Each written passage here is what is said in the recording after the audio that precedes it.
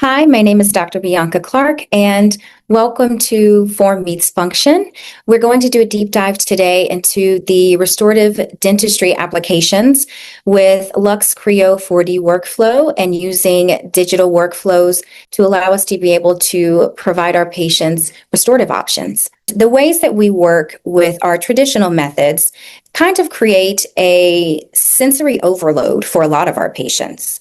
The sights, the smells, and the sounds associated with conventional dentistry can be quite anxiety inducing for our patients. So the opportunity to divest from those types of workflows are truly advantageous for us as providers because it opens up an avenue for us to be able to provide our patients the opportunity to kind of step away from some of the areas where patients traditionally have had some apprehension for moving forward with dentistry.